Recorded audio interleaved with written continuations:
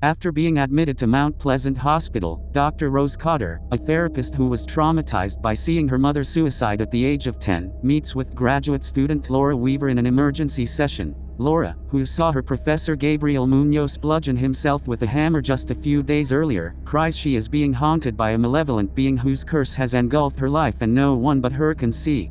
Although Dr. Rose treats her as having hallucinations, Laura maintains that the entity has the ability to appear as other people with a strange smile. Laura panics, pretending to be dead, then begins smiling ominously before slicing open her neck with a broken vase shard in front of Rose. Rose's ex-boyfriend Joel is one of the detectives who investigates Laura's death. Rose recalls what Laura told her about being supposedly cursed by an evil being with a haunting smile, still shaken by what she saw. Laura begins to smile at her in a variety of ways. Rose begins to investigate Gabriel Munoz's suicide, finding that he was also smiling strangely right before he died. Rose checks on Carl Rankin, her patient, who had been admitted to the hospital for a manic episode. Carl smiles ominously and begins to terrorize and threaten Rose. "You're going to die!" prompting her to call hospital security. Carl is resisted by orders, but Rose only imagined his aggressive behavior. Rose's boss, Dr. Morgan takes Rose on 1 week's leave after fearing that Laura's tragic death may have triggered a mental breakdown. Has been in and out of here. Has never exhibited behavior even remotely aggressive. The security alarm goes off while Rose is home alone, following another disturbing image of Laura. Rose is reportedly called by a security guard who seems to be sending a sarcastic message. Yes. Are you sure? Then she was called by the real operator shortly after. Later on, she notices her cat is missing after her fiancé Trevor returns home. Rose, did you break another glass? When Rose is suddenly spooked again when listening to audio from her consultation with Laura, Trevor must calm her down. Rose, put the knife down! Rose visits her former therapist, Dr. Madeline Northcutt, who is concerned about her own mental health. Rose describes having hallucinations, which Madeline attributes to Rose's long-serving guilt over her mother's intentional overdose. Madeline refuses Rose's offer to prescribe antipsychotic drugs. Rose, you don't seem delusional or disordered to me. And certainly not psychotic. Rose attended at her 7-year-old nephew Jackson's birthday party at her sister's house, Holly. When Jackson opens Rose's gift, Jackson found Rose's dead cat inside. What the hell is wrong with you? They are bewildered. Rose trips and falls through a glass table after another glimpse of Laura terrifies her, vehemently insisting she isn't responsible.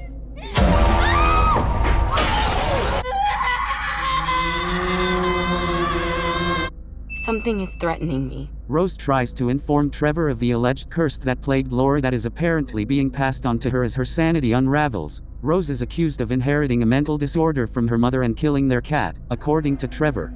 Mental illness. You can inherit it from a parent. I looked it up. Rose tries to get more information about Gabriel Munoz, Laura's professor she mentioned before she died. Rose visits Victoria, Gabriel Munoz's widow. Victoria shows her macabre sketches of a dark entity that Gabriel drew of trying to get inside him. Rose also discovers that Gabriel was traumatized by his brother's death 20 years ago, and that he began ranting about the curse that plagued him after he saw a woman killed herself in the conference he attended. Rose asks for the woman's name, but Victoria spits Rose out of her house. Get the out of my house! After that, Rose becomes convinced that Gabriel was telling the truth about his curse. Rose convinces Joel to assist her in resolving mysteries. She asked Joel to use his police computer to access a file for Angela Powell, the real estate agent who Gabriel Munoz saw die. Angela was seen by a smiling man suddenly hacking his own neck with gardening shears at a gas station several days before her death. Rose returns home to find that Trevor called Madeline for an assessment of Rose's traumatic mental health. Rose storms out to take copies of Joel's files to her sister Holly, feeling betrayed. Rose tries to tell Holly about the curse, which only leads to the sisters arguing about Rose's behavior in the same way as their abusive mother.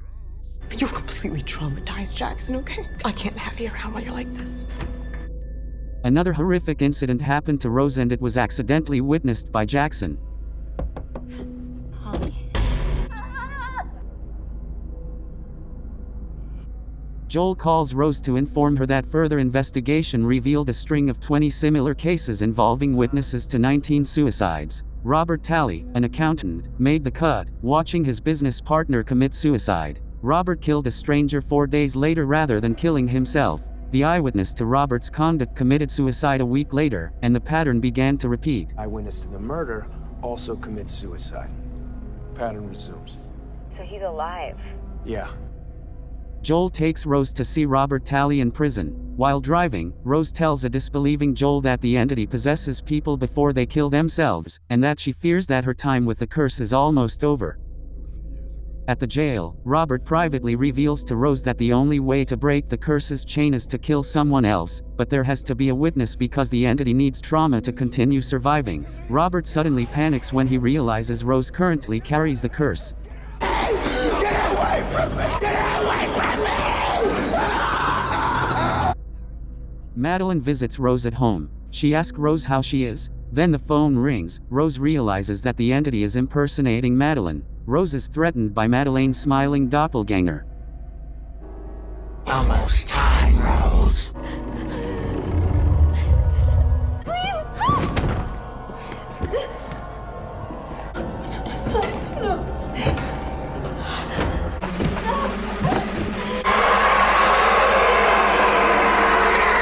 Rose! What are you doing here?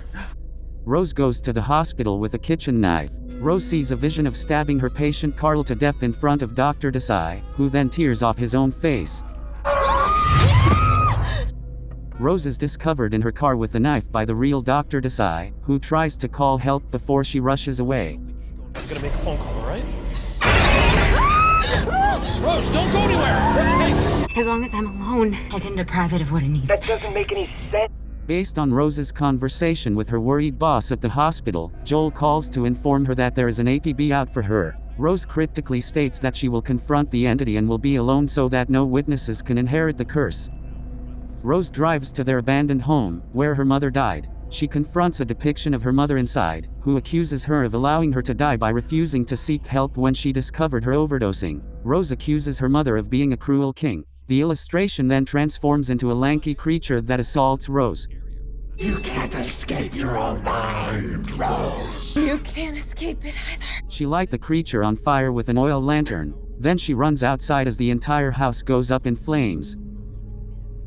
Rose reaches out to Joel to apologize for involving him in this situation and for not being emotionally available during their marriage. When Joel smiles eerily, Rose realizes she is still cursed. Rose flies outside to find that she never really left her intact childhood home.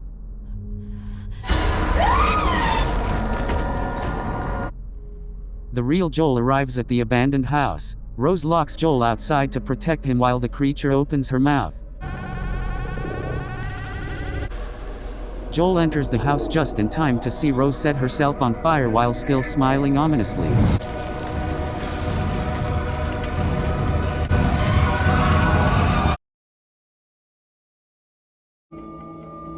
Come, ye children, listen to me. I will teach you the fear of the Lord. God is generous and forgiving, but God grew tired of all humanity's sin and became a vengeful God. We now have nighttime, and we see a man fall from a very high spot, landing in a back alley somewhere in Los Angeles.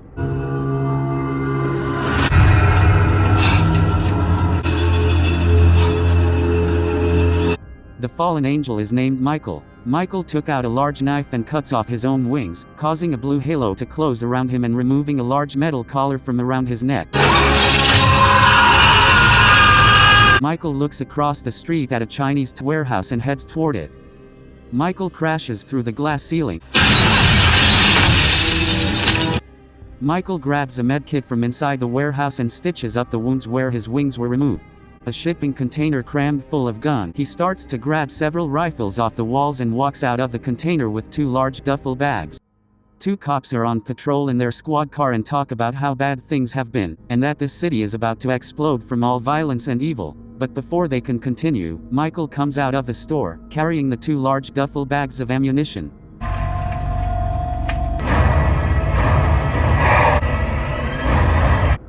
The cops try to apprehend him, but he is caught in an arm lock and pointing a pistol at the other. And the officer pointing the gun at Michael begins to shake violently. Once the cop stops shaking, he has noticeably different black eyes and a mouth full of pointy shark-like teeth. The possessed cops shoot the other cop, then Michael killed the possessed cop. He grabs his handguns and drives off in the squad car. As Michael leaves, the city of the apocalypse is in darkness. At the Mojave Desert, in a diner gas station, where a group of locals work, including Charlie, an unwed pregnant woman who works as a waitress. Charlie talks with Jeet, and it's clear that he has feelings for her and wants to take care of her and her baby, even though she doesn't seem to return his love.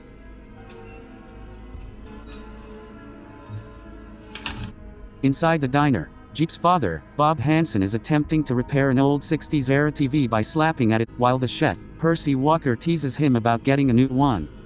This is gonna be it right here. Howard and Sandra Anderson and their daughter Audrey are stuck at the diner waiting for their car to be fixed. Sandra complains to Howard about their daughter's clothes too scantily clad. Bob finds Jeep refinishing an old crib in the garage instead of replacing it and reprimands him for it. Jeep claims that he knows Charlie doesn't love him, but that taking care of her and her baby is something he should do. Bob tells Jeep that he once had a dream to do something else. Started a gas station diner in the hopes of profiting when a shopping center was planned across the road. However, the plans were scrapped and Bob was left with a company out in the middle of nowhere. His wife left him and Jeep. Bob is able to love his son and not want him to pursue a dream, only to realize it is a dead end too late, but he eventually relents and tells Jeep to just finish building the car.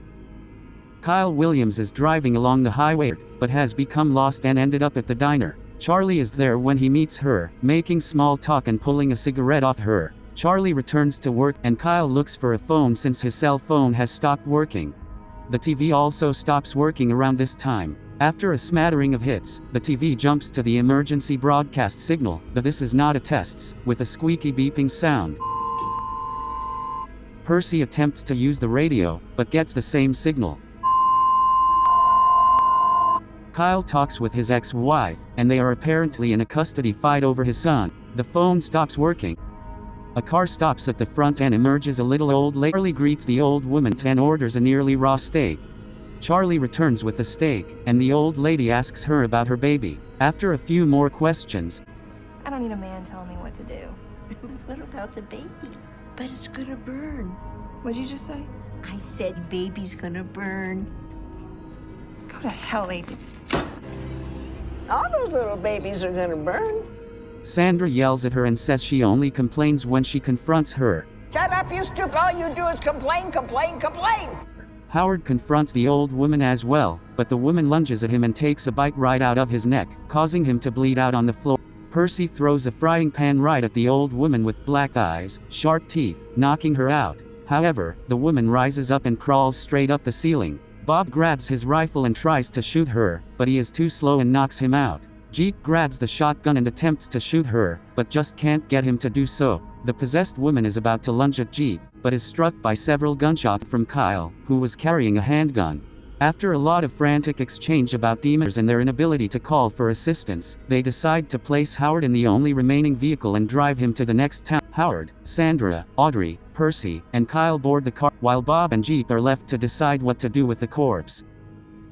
Audrey notices a strange cloud, but Kyle dismisses it as a storm or something. The cloud seems to be moving, apparent that it is not a cloud but a swarm of flies. Pass through the air conditioning, go outside to see the others return and back into the diner as they avoid the flies.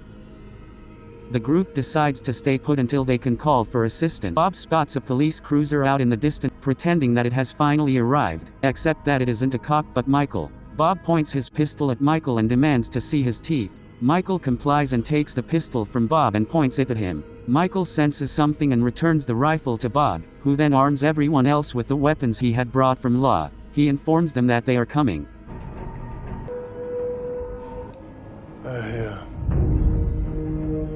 Michael informs them that they will be here soon and that they will be defending themselves. As the sun sets, the men climb up to the roof. They hear a sound from the distance as they approach an ice cream truck. The ice cream man gets out of the truck and is apparently possessed, and yells at the diner. Michael takes aim and shoots it down.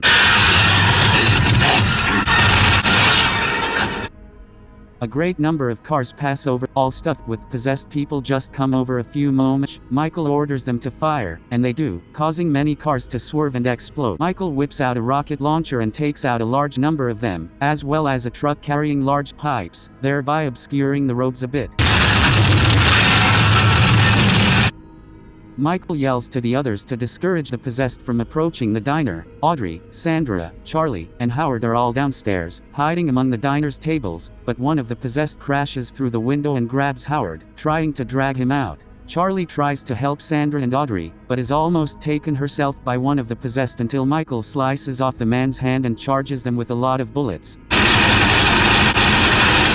Howard was taken. Everyone is confused and afraid until Michael reveals that he is there to protect Charlie and her unborn child, and that the possessed who assaulted them were not demons but angels sent by God. Charlie's baby is the key to humanity's survival, and they must protect her until the child is born. Jeep and Michael are attempting to fortify the diner down in the basement, and Jeep asks Michael why he is helping them, especially if it means violating heaven's laws. Michael tells Jeep that when God first made man, he was the first to bow down before them, because, like God, he loved humanity. And though God has given up on them, Michael hasn't given up. Michael has a quick look back at his time in heaven as he talks with Gabriel about God's decision to abandon humanity and start over. Michael defends his decision openly, claiming that it is what God wants, but not what he needs. As morning approaches, Sandra wakes up and hears her husband's voice. She follows the voice to the window at the rear office and sees that Howard is still alive, tied upside down to a cross. Andy, help me! Help me! Sandra pushes the barricade aside to get to her husband, even as Audrey and Percy try to stop her. She makes it outside and it appears that Howard has large pulsing boils all over his body and is about to explode. Percy grabs Sandra just in time and pushes her back into the diner, but is covered in spray from the exploding Howard. The others arrive at the office to watch as Percy falls to the grown dead, having had his entire backside melted off by some kind of acid. Sandra is held to a chair, while Audrey gives her a cream to help her relax. Since Audrey was moving to another town, Sandra blames them. Audrey is devastated, but she copes with it. Kyle and Audrey are on guard up on the roof, and Kyle teaches Audrey how to use a pistol. Audrey knows how to do it. She's the rebellious type, mainly to gain attention from her parent. Kyle notices a van approaching the gas station. Kyle aims his pistol at it, but soon discovers that it is a survivor of the apocalypse and his son. The man is just trying to get some gas. The man doesn't see them coming until Kyle fires into the air to alert him, but it's too late, and the boy is taken. Kyle reaches down and tries to save him. The child was also possessed, and he bit into Kyle's neck. Audrey notices this and rushes towards Kyle, but runs out of ammo as she approaches Kyle and manages by locking herself in a minivan. She will do it if he doesn't do something. Michael arms up and orders the staff to close the door just long enough to allow him to enter. Michael goes outside and demolishes many of the possessed, then sprays gasoline on the rest, sets them on fire, and saves Audrey. After a bit of a gunfight, all the possessed are killed or scared, except for one, the child that Kyle attempted to save. Charlie is attacked by the possessed child, who almost succeeds, but she is pushed off with a dinner tray until Michael can get rid of him. Charlie's water broke. Audrey is given the responsibility of assisting with the childbirth, while everyone else is on guard. The outside is now covered by the possessed. As the child is born, it begins to cry, which seems to bring great pain to the possessed. Later, a massive bellowing horn is heard, and Michael tells them they are going to leave. But Michael informs them that since the child was born, none of the possessed can even approach him, but that because something more powerful is coming to claim the child, Gabriel. Sandra and Audrey reconciles their differences. Sandra believes that all the possessed want is the child, and decides to give them what they want. Sandra grabs the child and heads for the door, while Michael aiming his gun at her head. Another horn is heard and the door behind Sandra glows wide. Michael shoots Sandra, causing her to drop the baby, but the Jeep is close enough to catch him. Gabriel swoops at Jeep and the baby. Bob tries to shoot at Gabriel, but Gabriel spins around and blocks the shots with his wings, bringing Bob into the kitchen. Michael encourages everyone to leave out back, but he holds back Gabriel, instructing Jeep to read the instruction.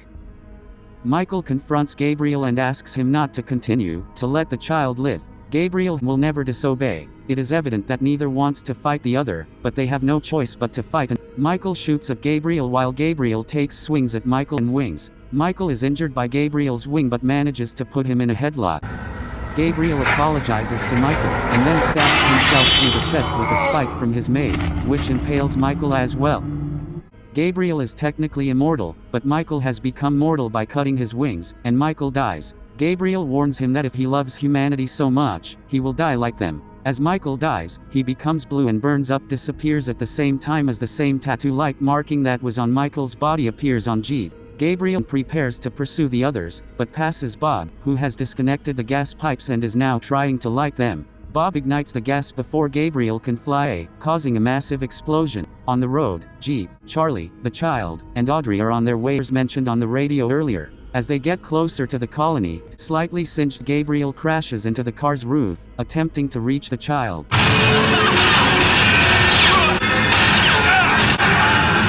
Audrey is able to hold Gabriel back and tells Jeep to hit the brake, kicking Audrey and Gabriel out of the vehicle and crashing the vehicle as well. Jeep, Charlie, and the baby are woken up. Audrey was killed, and Gabriel is missing.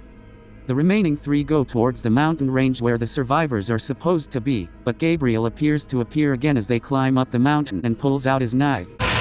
Just then, a resurrected Michael comes down from heaven. That he was recalled because he did the right thing, that he gave God what he wanted, not what he needed. Gabriel abandons the mission because he no longer has a purpose. Michael returns to heaven as well, wishing Jeep much success.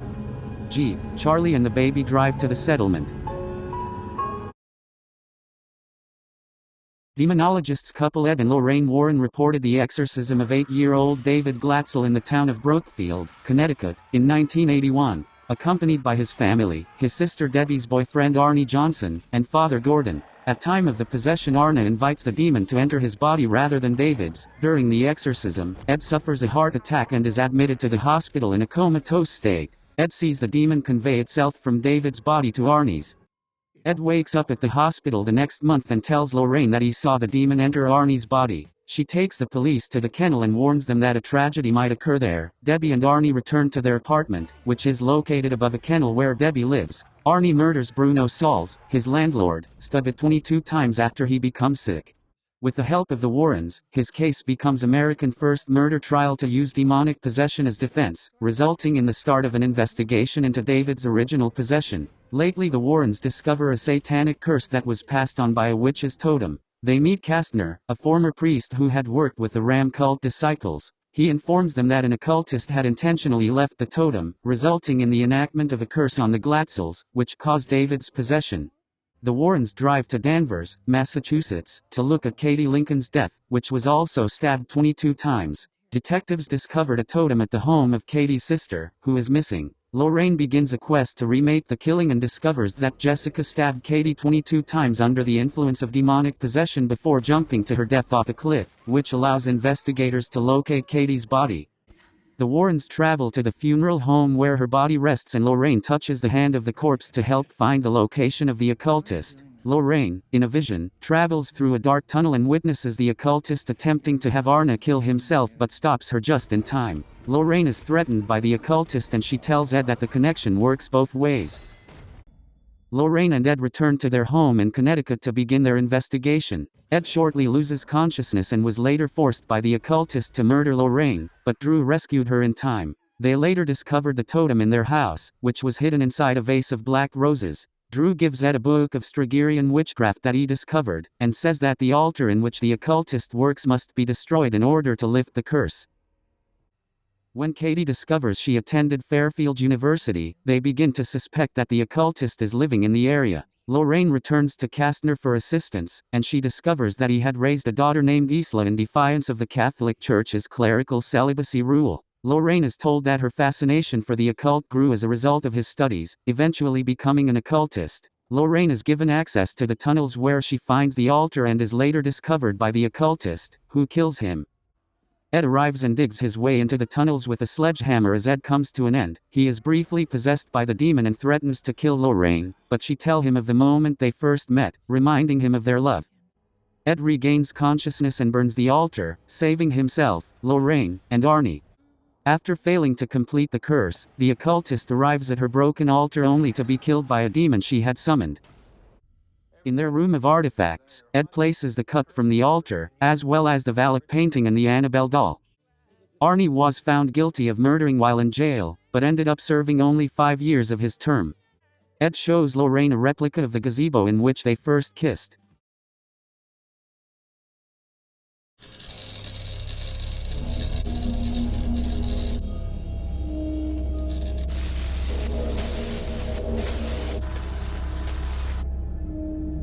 Months later, washed-up true crime writer Ellison Oswald arrives at the murdered family's home with Tracy, his wife, and their children, Ashley, a gifted artist who is allowed to paint on her walls. I didn't want to move here. Trevor, who begins imagining bizarre night terrors after arriving. Is the story a good one this time? Ellison is the only one to know that the house they are moving into was the perpetrator's home. Ellison hopes to use the murders as the basis for his latest book, and that his findings will reveal the fate of the family's 5th child, named Stephanie, a little girl who disappeared following the murders. Ellison discovers a box in the attic that holds a projector and several reels of standard 8mm footage that are each labeled as harmless home movies. Ellison discovers that the films are snuff movies depicting families being murdered in various ways, including Barbecue 79.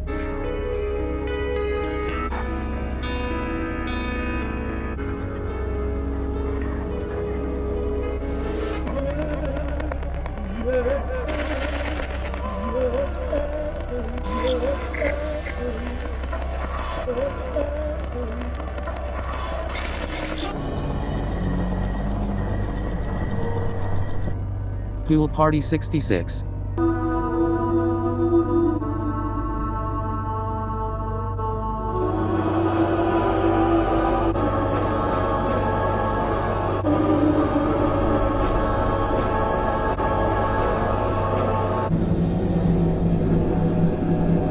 Lawn Work 86.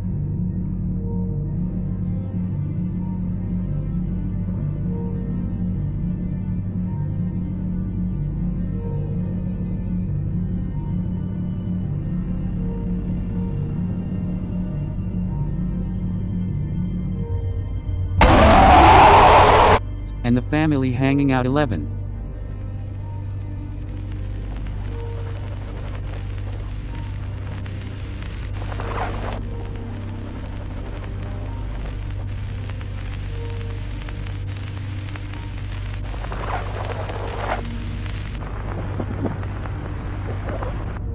Ellison finds the drowning scene disturbing because it comes as he notices a demon figure watching the drownings from the bottom of the pool before turning to look at the camera. Ellison eventually finds the figure depicting the murders in each of the films, as well as a strange painted figure, upon closer inspection of the box containing the film's underside. Ellison discovers a slew of crude drawings depicting the murders, as well as crude drawings of the demonic figure, named Mr. X, Boogie.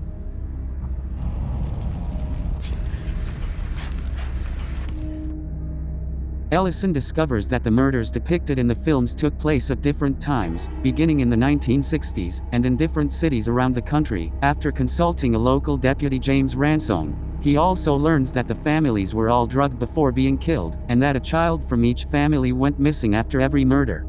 So you don't believe in any of that? Kidding me? I believe in all that stuff. I wouldn't sleep one night in this place. People were hung by their necks in the tree in your backyard. Ellison is referred to a local scholar, Jonas Vincent D'Onofrio, whose specialty is in the occult and demonic sciences, to decipher the meaning in the films. Jonas informs Ellison that the symbols depict a pagan god named Bughuul, who would murder entire families in order to take their children into his world and consume their souls. Ellison hears the film projector running and climbs to the attic one night. There, he finds the missing children. While watching one of the films, he finds the missing children in various states of decay. Bughuul appear before Ellison. Ellison takes the camera and the films to the backyard and burns them.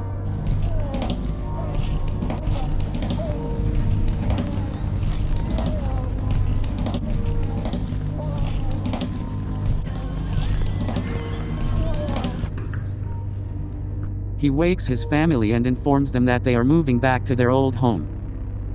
Professor Jonas messages Ellison, which contains scans of historical drawings associated with Bughuul. Each had been partially destroyed because ancient cultures believed that the images were meant to be portals between his realm and the mortal world. Ellison discovers the projector and films in his attic, as well as a new envelope of film labeled Extended Endings. The deputy calls several times during this period, but Ellison never responds. The deputy calls again, while Ellison is making the films. The deputy informs him that he has discovered a connection between each of the murders. Each family had previously lived in the house where the last murder took place, and each new murder took place shortly after the family moved into their new home. The deputy told Ellison that he has put himself and his family in danger by returning to his old home after the murders. Ellison then watches the video. It depicts the missing children appearing on screen after each murder, pretending to be the killers before disappearing. Ellison becomes lightheaded before he can react. Examining his coffee cup, he notices a note reading, "Good night, Daddy," and a green liquid inside the cup before losing consciousness.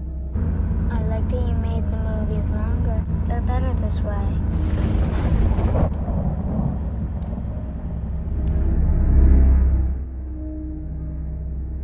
Ellison awakens to find himself, his wife, and his son tied and gagged. Ashley approaches holding the 8mm camera and promises him that she will make him famous once more. Ashley then murders her family with an axe. Don't worry, Daddy. I'll make you famous again.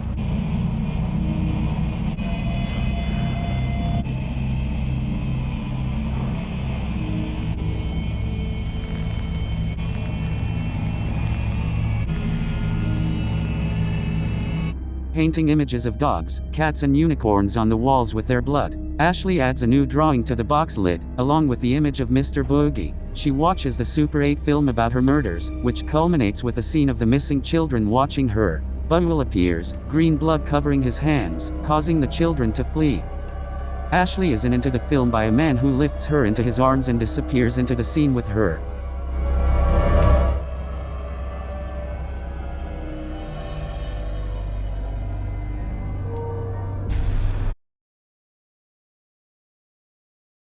"28 weeks ago, Don and his wife, Alice, live in a country house with 4 other people during the outbreak of the rage virus in England. Don and Alice are incredibly contented that their 2 children are on a school trip to Spain, far away from the tragedy. They allow a young child to enter the house, but the infected have followed him and broken in. All their companions were bitten and infected. Don abandons Alice to save himself. He runs towards the lake, where Jacob is preparing the boat, but Jacob accidentally fell and got bitten.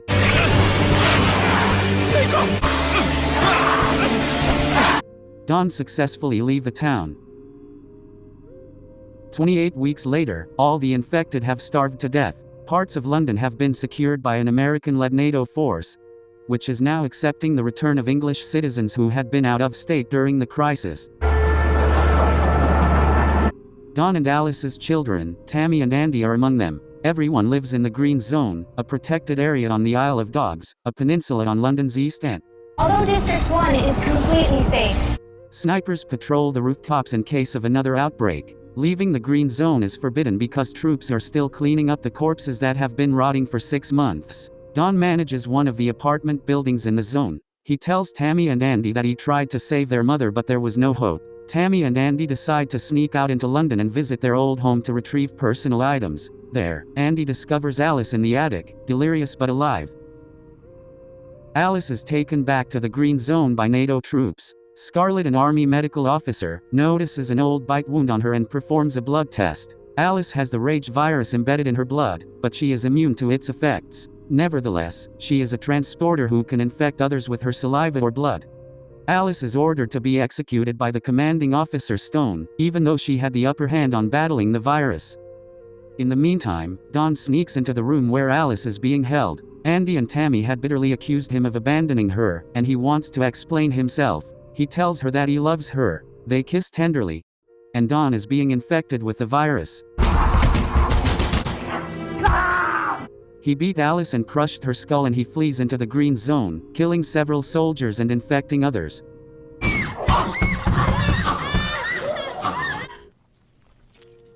Scarlett rescues Tammy and Andy after realizing that Andy and Alice have a genetic defect that could make him immune to the virus's effects. The army has rushed quickly to contain the disease, herding the Green Zone residents into safe rooms. Andy is separated from Tammy and Scarlett and moved to a different room with other residents.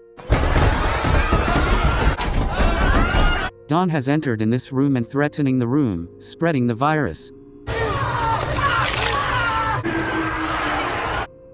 Andy tries to flee through an air vent. Residents in the green zone are allowed to roam freely, as are the others who have been infected. The snipers are commanded to kill anyone. Scarlett and Tammy make it into a storehouse alongside Andy and a few others, including one of the snipers, Doyle, who abandoned his post when he couldn't bring himself to kill Andy. He informs them that unless they can escape the city, the army will kill them as well.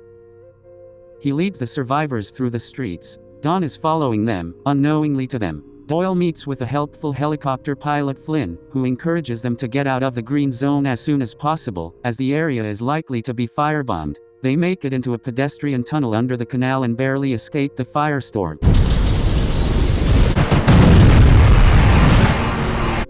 In the meantime, about 50 other people were able to escape the firestorm and break through the green zone's perimeter into London.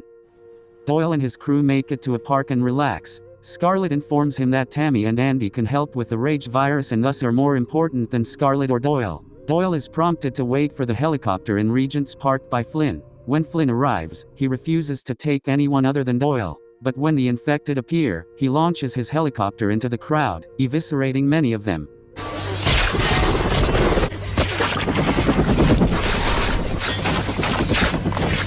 Tammy and Andy are taken into the city by Doyle and Scarlett. They will meet Flynn at Wembley Stadium, where they will be flown to safety on the other side of the English Channel. The four of them dodge the infected. Soldiers are killing the infected with poison gas and flamethrowers. Scarlett and Doyle know the army will assume they are infected and kill them all too. Scarlett, Tammy and Andy get into a car. Scarlett pops the clutch while Doyle pushes the car, jump-starting it. As they drive away, the soldiers incinerate Doyle. Avoiding helicopters, Scarlett drives the car into a subway station. They decide to follow the train tracks to Wembley. Scarlett uses the night vision on Doyle's rifle to guide them, but they are separated when Tammy and Andy cross over corpses on the escalator. Tammy and Scarlett try to locate Andy, but suddenly Dawn appears and beats Scarlett to death with Doyle's pistol.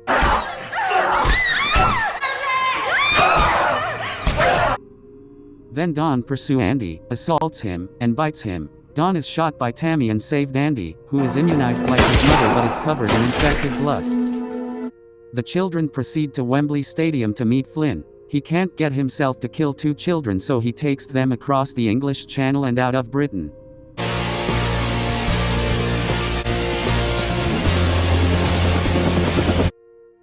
The deadline for this change is set to 28 days. The now-wrecked helicopter of Flynn has received a message on the radio, with a man with a French accent delivering a message of pity. Then a crowd of infected run through a subway tunnel. They emerge into the sun, and they rush towards the Eiffel Tower.